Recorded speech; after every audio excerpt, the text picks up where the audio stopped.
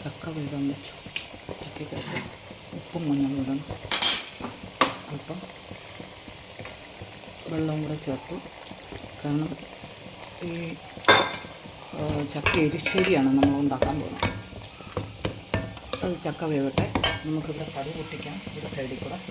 പിന്നെ ഇതിനുള്ള അരപ്പിനുള്ള തേങ്ങ ഇത് നമുക്ക് ചെയ്യണം. നമ്മുടെ തേങ്ങ, പിന്നെ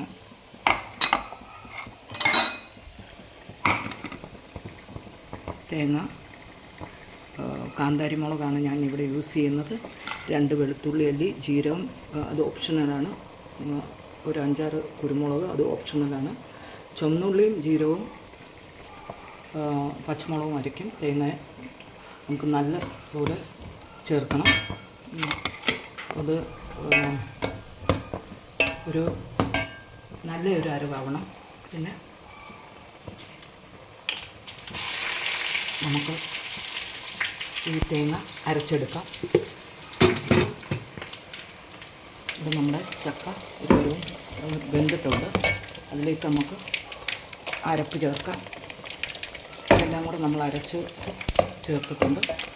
ഇനി നമുക്ക് അല്പം മുളക് പൊടിയും കൂടെ ചേർക്കാം. അല്പം മഞ്ഞൾപ്പൊടിയും കൂടെ ചേർക്കാം.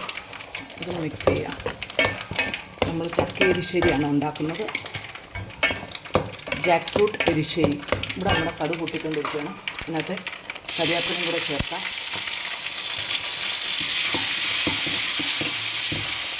പിന്നെ നമുക്ക് ഈ തേങ്ങയും കൂടെ വറുത്തരക്കാൻ ഉണ്ട്. അത് വറുത്തെടുക്കാം. നമ്മുടെ